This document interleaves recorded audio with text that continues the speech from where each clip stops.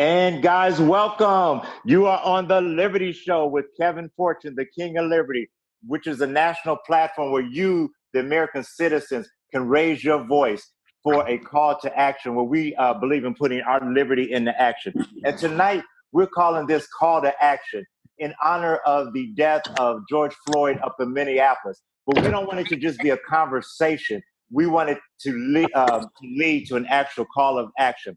We just want to remind you to watch us on YouTube. And please, please, please, please, do I have to beg anymore? How many more pleases do I have to say? Please hit the subscribe button. Also hit the like button. You can follow us on Facebook and Instagram.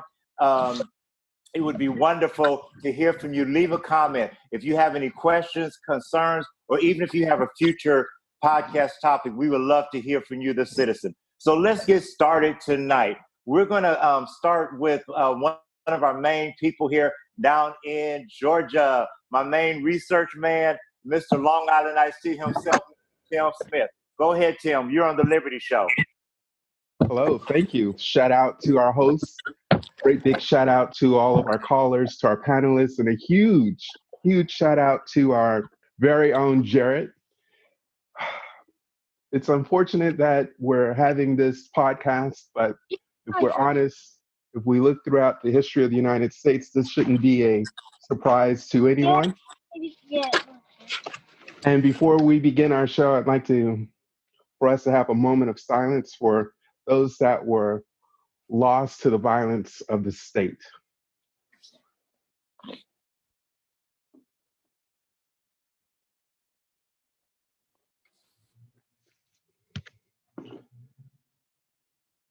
So, my own personal point of view, I see these riots as being the proverbial chickens coming home to roost. If we look at the history of the United States, we see that the American government has not been kind to people of color, specifically Black folks. And when we look at the marches that have turned into looting, the first response that we get from the media and from the power structures, oh my gosh, look at those Negroes, they're looting. But yet what they don't want to point out is that the history of this country, the building of this country was built upon looting. Remember the Boston Tea Party? That's considered a patriotic act.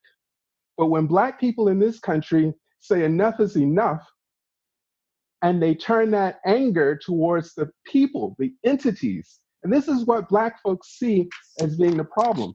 They see that we've poured our time, we've poured our effort, we've broken our backs to build up your businesses, and you all don't have the respect, you all don't have the cojones, the intestinal fortitude to take note and say, we will not allow our police. And that's what the police is. The police does not belong, they do not work for the Black community. The police work for the power structure. And the power structure is white folks. I hate to, not trying to be racial here, but if we're honest, the wealth of this country is with white people. The wealth does not lie with Black people. So this is what we're seeing. We're seeing Black folks saying, we're fed up that we died, that we've given our blood. Look at these endless wars that we fought. Look at the Vietnam War. And that's not even a war, that's a conflict. So yeah, don't at me. I know that's not a technical war. Point being, the looting is just a direct result of the foot that's been placed on every Black American, every Black person in this country. Well, Tim, you brought up some really good points as usual. That's why you get those, you get paid the big bucks. That's a joke, guys. He just works for Long Island IC. But Tim, it's really interesting because our whole country was founded on looting. My grandmother and them were Native American Indians, and stealing Indians' land, stealing labor from Africans, stealing their children, robbing, taking land from even women in the South.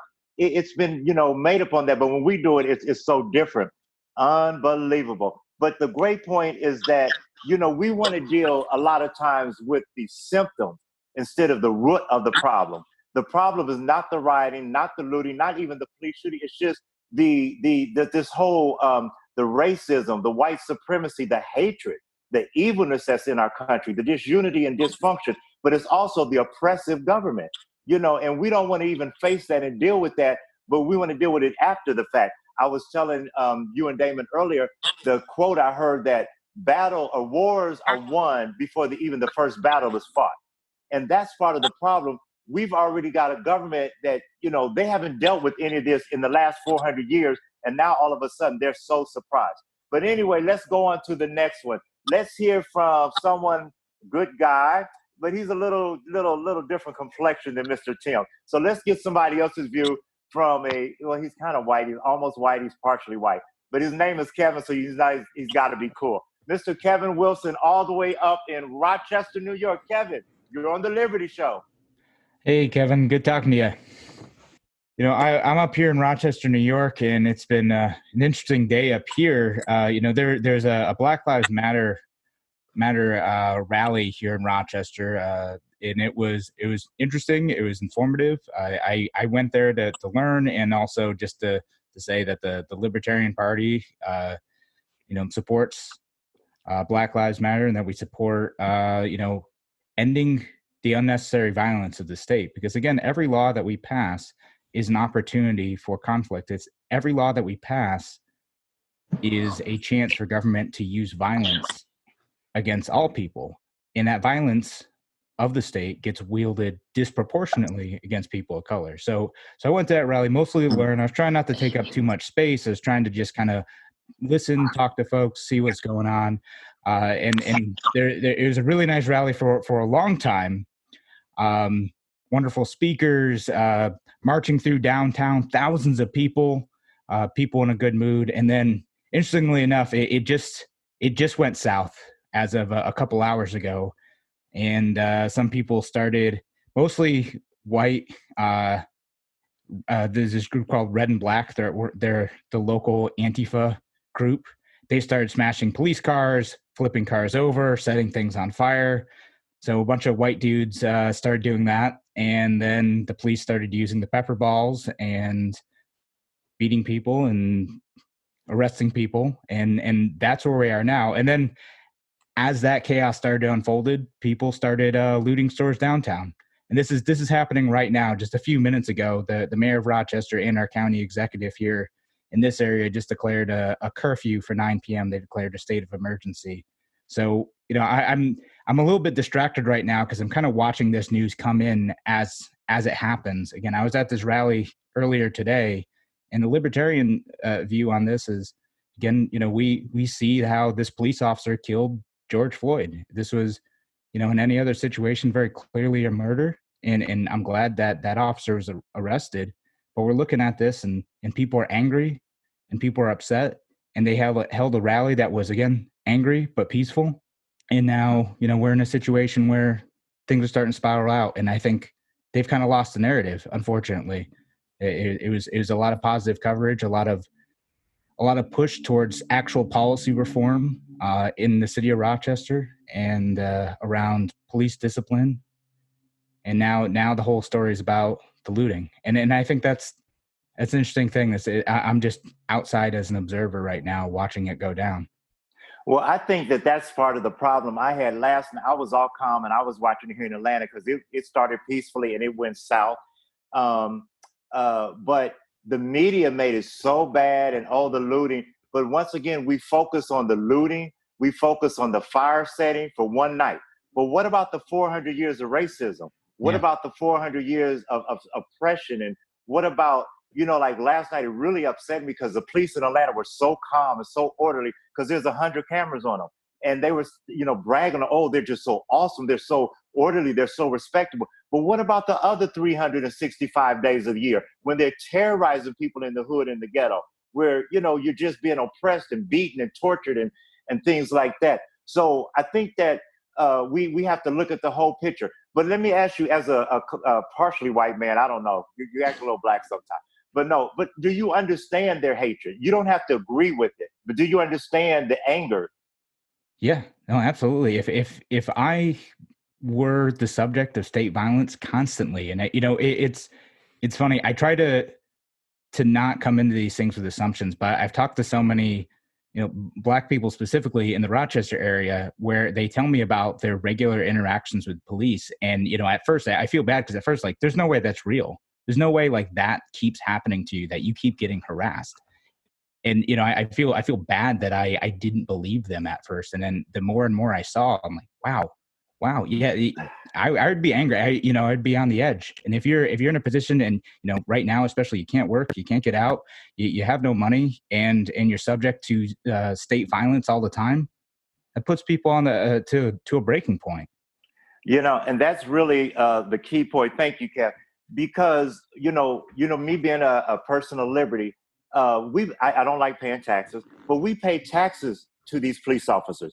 And then they turn around and oppress us, beat us, lynch us, murder us. The people we're paying, how would you like to pay a babysitter and then the babysitter assaults your child that you're paying them to protect?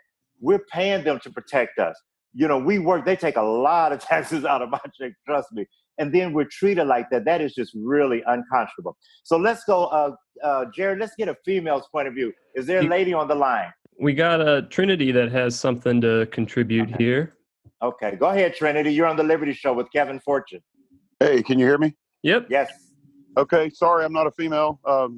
Matrix, the Matrix ruined my name. But I'm a Southern white man. I am bald-headed. No, you couldn't. I don't believe you. I'm a big guy. I mean, if you wanted to look at me, you could say, "Hey, there's a skint head." I choose to shave my head, even though I'm going bald. But so I'm speaking from, Southern Atlanta white man here, and I want y'all to think about something. I want you to ask the question yourself, and I'm going to answer it from my point of view. What is the first thing you think of when you see the blue lights in your rearview mirror? And what I think of is I sure am glad I'm not black. That's the first thing that goes through my head. So I am so aware of the white privilege I have when it comes to police force. If I'm polite to the policeman, I'm treated as though I'm just one of his brothers, and it's all good. And I cannot imagine being black and being worried when the cop is anywhere near or around because of the chance of being killed, period. Maybe you're not even doing anything and you could be killed. It's a sad state of affairs in the police world and has been for many years. It's not like this is a new thing. And it disgusts me. It really does. Well, thank you, Trinity. And you brought up a really good point I want to piggyback on. And if anybody wants to make a comment or touch on anything somebody says, just, hit the button and Jared can recognize you. This is not a new thing. And that's what's so frustrating. If it was just one time or two times, but last year and the year before and last month and this week, and it'll be next week, when are we going to stop and deal with it? And my thing is put something into action. We do a lot of talking, a lot of symposiums, a lot of news conferences and press conferences, but when, I asked you when, are we going to see some changes? So who's next on the Liberty Show, Jared? We got Harry with a comment here. Okay. Harry, welcome. You're on the Liberty Show. Okay. Sorry, I live downtown New Haven, Connecticut. Originally from Louisiana, though, so we have some Southerners here. But so it's a little loud because we're having protests right now, actually. But yeah. Yay for the protest. No. Yay for the protest. Yeah, so the actual destruction of large, massive corporate conglomerates like Target doesn't really bother me that much. I mean, I think that there are pivotal moments in society and in history when sometimes destruction inevitably leads to transformation. But I'm also hoping that this is a moment where we obviously acknowledge the disproportionate police brutality against people of color, but we also broaden our dialogue to talk about the whole nature of American policing and how authoritarian it is. Because, before the George Floyd case, I was reading about how disabled people are disproportionately abused by police forces, and that in the last decade, more Americans across all racial and class boundaries have died at the hands of police than all Americans that died in the Iraq War. So I think that this could also be used to talk about racial violence, but also American authoritarianism in general. And I think that this is a moment that we have to seize in order to make this discussion as broad as possible. Great point. Great point. So let me ask you, it's Harry right up in New Haven. I love it. We already up to Connecticut. So when you say seize the moment, give me an example. What do you think we could do to seize the moment to bring for some change or transformation? The first thing is that this isn't a concrete, like necessarily a policy reform, but I think that we have to make sure that this isn't swept under the rug in a week, and that we get some sort of nice, tidy, neoliberal gesture towards this moment that really gets people to pipe down. We need to keep the pressure up on the powers that be, so to speak. I hate to use such a cliche term, but we need to create a temperament in America of constructive anger, and not just fall back into this kind of digital wasteland of our phones. We need to remember what happened here, because I think it was that disgusting. And it's commonplace thing that happens in America every day. So I think that would be the first thing. I think people need to keep protesting. And then I think that policy will grow out of that. But I think that the first thing we need to do is show them that we won't go away without something truly comprehensive, not just some sort of middle ground gesture. Wow. Great answer, man. Thank you for being on the Liberty Show. And he brought up a really good point. Last night, as I was watching the press conference that our local mayor and some of the city leaders were, they were just criticizing the protesters and the rioters. And, I was like, are you listening at these people? They're trying to speak out. They're crying out for help. They're crying out that they're tired, but are we listening? And I agree with you. We've had this happen so many times, and we sweep it under the rug, and in 2 weeks it's on to the next issue or the next whatever is being popular on Twitter or whatever. But we can't just let things like this die and go away. Thank you so much. I want to go to a great friend of mine, a man of liberty down in Atlanta, Georgia, Mr. Edmund T. You're on the Liberty Show with Kevin Fortune. Let's hear what you got to say.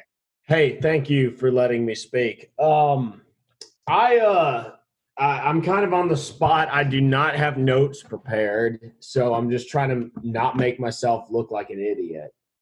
I liked what the last guy said about the cops and people with disabilities, because I read a story a few years ago about the police tackling a guy with Down syndrome who freaked out after watching like a film, and he didn't want to leave the movie theater, so the cops were called. And then somehow the same thing as George Floyd, like he ended up under the cop, and boom, all of a sudden he was dead. And after I read that story, and this was Maryland, it just, something really bothered me. But like, I kind of understood the personality of the police, where it's like they're kind of amped up on testosterone, and they don't really want to hear like a narrative that contradicts what they're saying. They just get really angry and like try to seize control of the situation, and stuff like this George Floyd things ends up happening, Well, Ed, let me ask you a question. Yeah, ask me a question. That'll help there.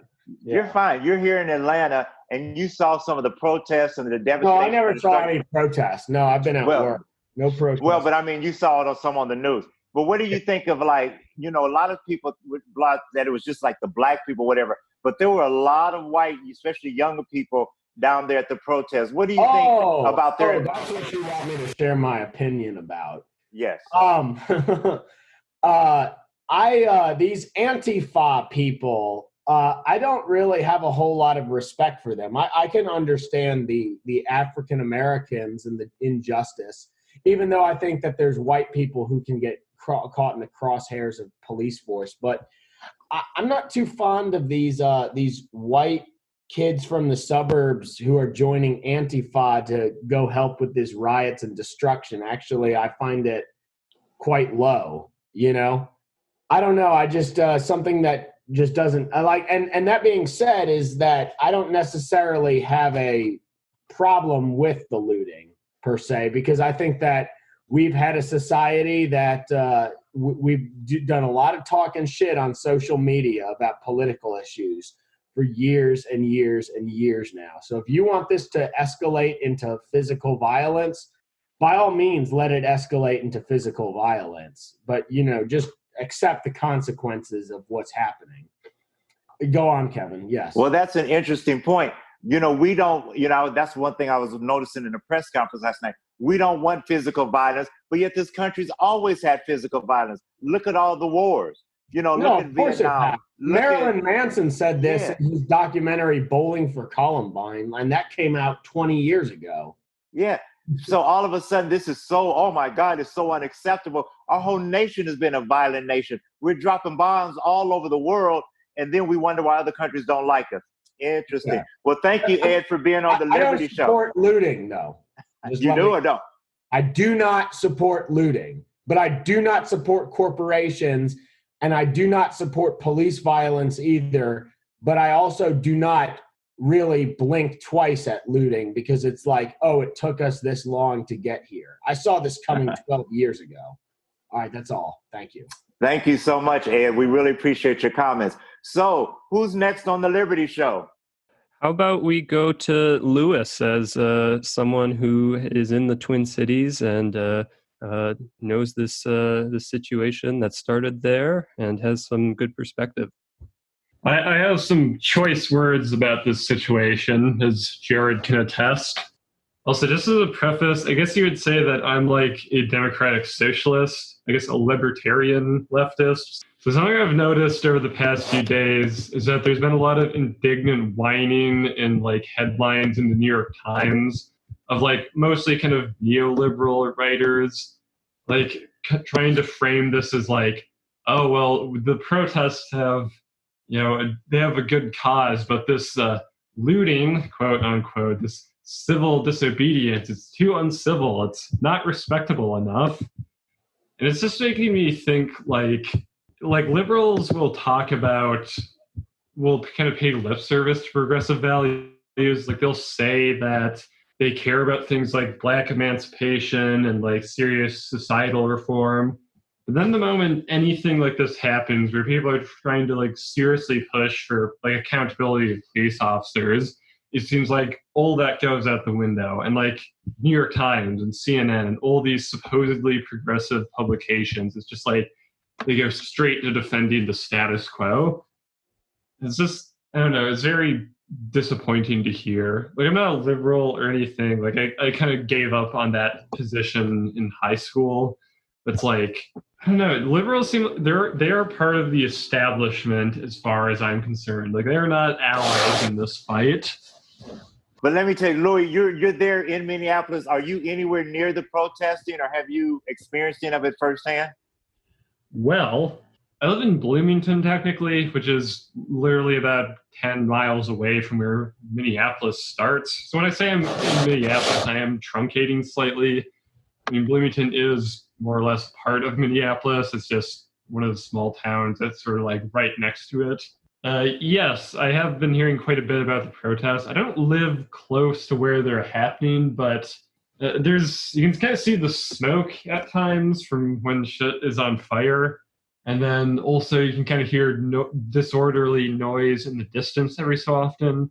So it's kind of like this grim thing on the horizon that I'm not directly involved in. Although I would like to be. I would like to go attend one of these protests and witness history. My parents both have they have certain health problems that makes it sort of ill-advised for me to go outside where there are large crowds of people gathered. And also they're quite older people, so all I've been able to do is just sort of observe from a distance. But yeah, this shit's crazy. Just getting back to what you asked me. Well, thank you, Louis. It's great that we finally heard from you, Louis G. Yeah. Thank you so much. I've been quiet for the few episodes I've showed up for, but I felt the need to make a point about this, seeing as this is very much in the surrounding area. Well, we really appreciate you so much. Well, let's go back down south beneath the Mason-Dixon line, and let's talk to my main man, DK. And once again, he's not the murderer, DK, but my main man, Damon Kennedy from Stockbridge, Georgia. Damon, you're on the Liberty Show. What's going on, everybody? And as always, great points from the people who've spoken so far. I just want to add a couple points as well. First things first, when people talk about they hate the looting and they don't like rioting or whatever, then the question becomes, okay, well, what's the acceptable answer? Because when we go back a few years and Colin Kaepernick took a knee to bring attention to the exact issue we're talking about right now, people said, well, I don't like what he's doing. I don't like the forum. I don't like what he's doing. So then that was nonviolent protest, right? So if you have a problem with the looting, you have a problem with the protest, you have a problem with the looting, at some point you just have to say you don't care, right? Because a lot of times what happens is you have people outside of the Black community who don't have to deal with what we have to deal with, who say, I don't like that. But the reality is they're uncomfortable talking about it because they don't want to think about the deeper issues that are going on that would make them rethink their view of America. Because we have a very romanticized view of what this country is, what it's been, and to Black people and white people, it's a totally different thing, right? But this is democracy, Damon. Right, and so up until this point, out of the 400 some odd years this country's been in existence, or the couple hundred years this country's been officially a country, Black people have only been able to quote unquote participate for about 50 years of it, and even then not at the full rate that we should be, right? So that's one of the points that we need to talk about. So every point in time that we try to bring up these issues, they move the goalposts. And in this George Floyd situation, it's a perfect microcosm of everything. It was on tape. Had it not been on tape, we probably wouldn't. Right. Well, I know we wouldn't have heard about it, right? But it had to be on tape, go viral across the country, and then even then, the city of Minneapolis had to fucking burn down for them to actually arrest the guy, right? And then if you see the videos, they had 100 cops guarding this cop's house.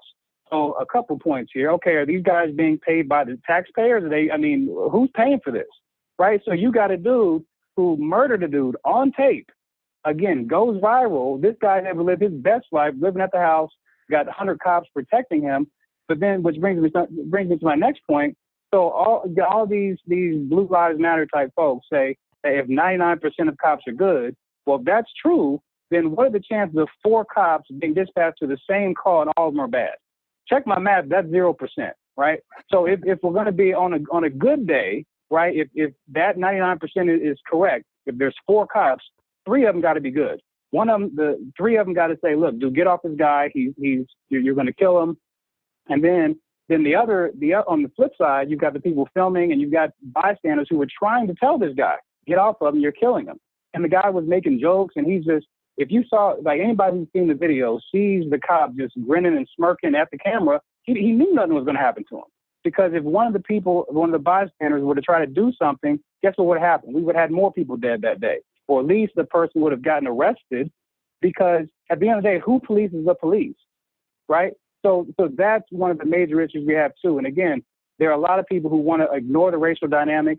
Now, if it makes, the non-white allies, it makes them feel better. Imagine it was a dog, right? If it was a dog that got freaking killed, they'd be up in arms. They'd be calling Peter. They'd be, oh my God, this is terrible. But if it's a Black man, they don't care. And then also the media is in on the fix too, because what they're doing is they're trying to set up the case for getting the guy off, getting the cop off. Because even when they bring charges, they're trying to assassinate the character of the man and say, well, back in the day in first grade, he stole somebody's pencil and this, that, the other. So they're trying to kill his character, right?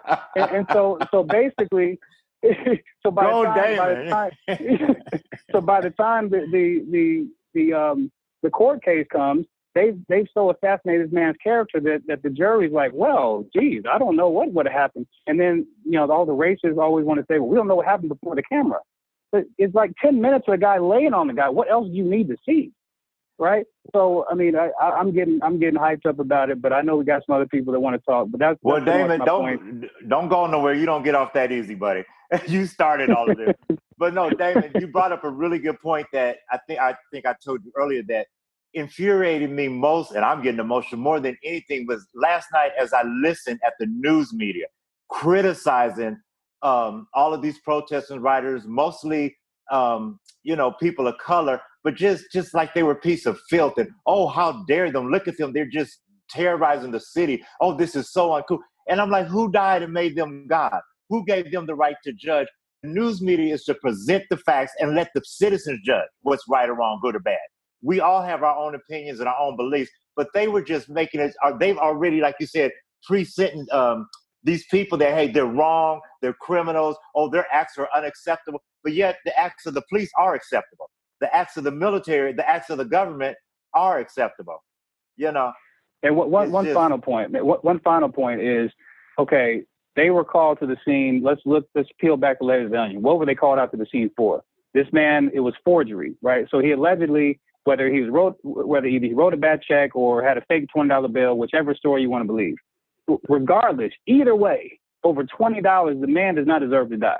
The police do not have the right to be judge, jury, and executioner. So again, we go back to all these racist folks who supposedly believe in the quote unquote rule of law. Well, the rule of law says what? If you believe he committed a crime, the police arrest him, he goes to jail, he gets a day in court, he's found guilty, innocent, whatever, and that's that. But again, what these racists do not understand is that you're allowing, through the Blue Lives Matter bootlicking syndrome, you're allowing these cops to basically do whatever the heck they want to do, and you don't hold them accountable for anything. So the thin blue line, again, happens to where all these supposed good cops, well, if you're not going to do anything against the bad cops, then you're no better off than the bad cop, right? So these systems in place, not just in Minneapolis, I mean, everywhere in the country, when you have bad cops who are not held to account, who are not penalized and put in jail, then you're not disincentivizing them to do anything. And finally, what I think would really stop all of this nonsense is we hear all talk about the police officer pensions. Well, guess what? If you are found guilty of assaulting somebody where they die because of your negligence, guess where your pension goes? To the victim's family. This stuff will stop real quick if they do that. Promise you that. Thank you, David. You are just awesome as usual. We thank for everyone that was been on the show tonight. We just want to remind you that you're on the Liberty Show with Kevin Fortune, and today we're talking about a call to action. We're remembering George Floyd that was murdered by a police officer this week. And once again, we don't just want to raise our voice, but we want to raise our voice and to actually put it into some action. So reminder to like us on Facebook and follow us and like us on Instagram, but also make sure you hit that subscribe button. Also, if you're interested in sponsoring this podcast, which we need sponsors to get video equipment to travel around as this Corona lifts so that we can go to your city, go to www.patreon.com/The Liberty Show. It's only $5 a month. $5 a month. You can be one of our sponsors. Thank you so much. Now, let's go. Do we have any females on? We want to get a female perspective. Can one of our ladies let us know what they think of what's going on with this situation? Yeah. Are you talking about the situation that's going on now with the, yes, with George Floyd and the protesting and rioting? I don't know. I agree that the protester has a right to protest. Understand why there are burning things, because something has to stop. We cannot continue to go on with the same old and not have any, repercussion.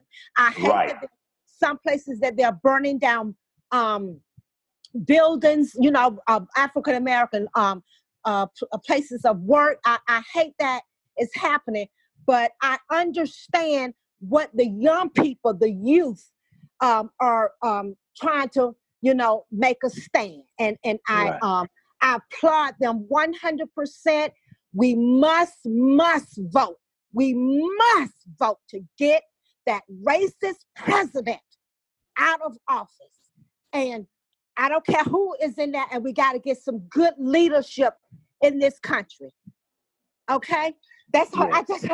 That's all I wanted to say. But I do understand and agree. I do understand why that they're protesting and burning, and doing what they have to do to get it heard. And then I hate that happened to the gentleman in Minnesota. That did not have to. That was blankly murder. It was blankly murder in the eyes of the United States of America? What is the world thinking about the United States of America? It is. Well, to me, let me ask you, what city are you in? I live in Athens, Georgia, a little small town in Athens, Okay. Georgia, Clark County. I'm housed with the University of Georgia. Okay. Yes. Mm-hmm. Thank you so much for your comments. Go That Dogs. is awesome. Thank you.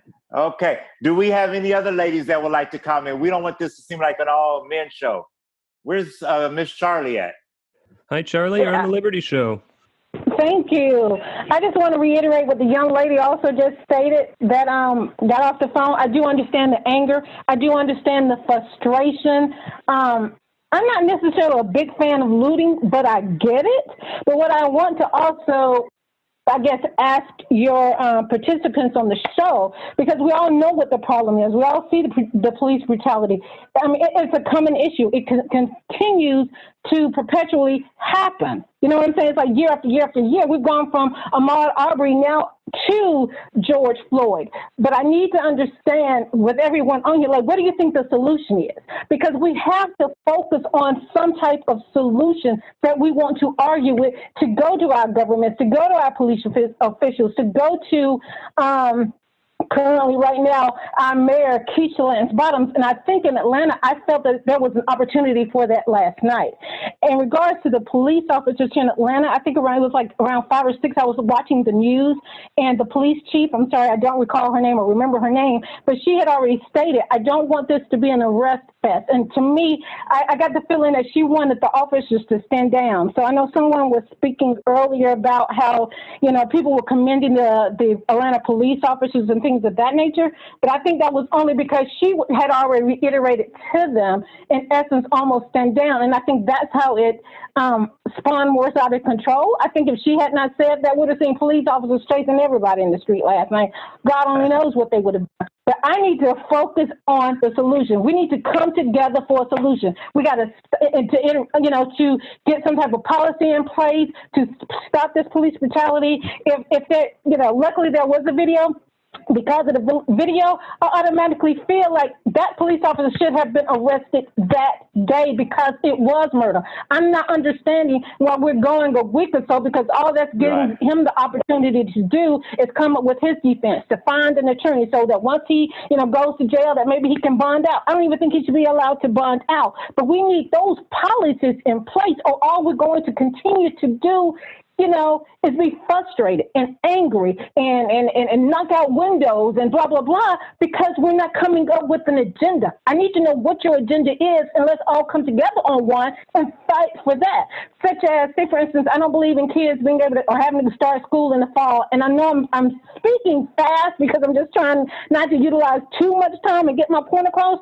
But if we don't want our kids going back to school in the fall because of this COVID-19, and if somebody says, okay, we're going to go sit on the lawn of the governor Kemp here in Atlanta, Georgia, I'm all with that. You understand? That's a solution. I need for you to understand we don't want our kids to go back to school, and I'm going to need for you to be all sitting on the lawn with me. But just being all over the place, I don't get that. And that's all I have to say, and I thank everyone for their time for listening to me. Thank you, Miss Charlie, one of our Thank key you, sponsors. Kevin. Thank you so much. She brought up a good point, which I was getting to anyway, is what about action? And that's what, I'm about action. We need to put our liberty and our frustration into action. So, guys, we're going to raise that question to anyone who wants to speak real quickly. What do you think are some possible solutions to this?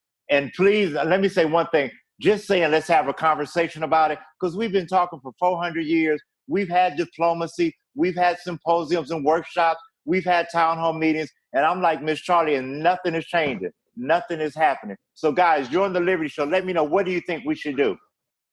Hi, and thanks for tuning in to the first part of this special 2-part episode of The Liberty Show, covering the George Floyd murder and police brutality in America.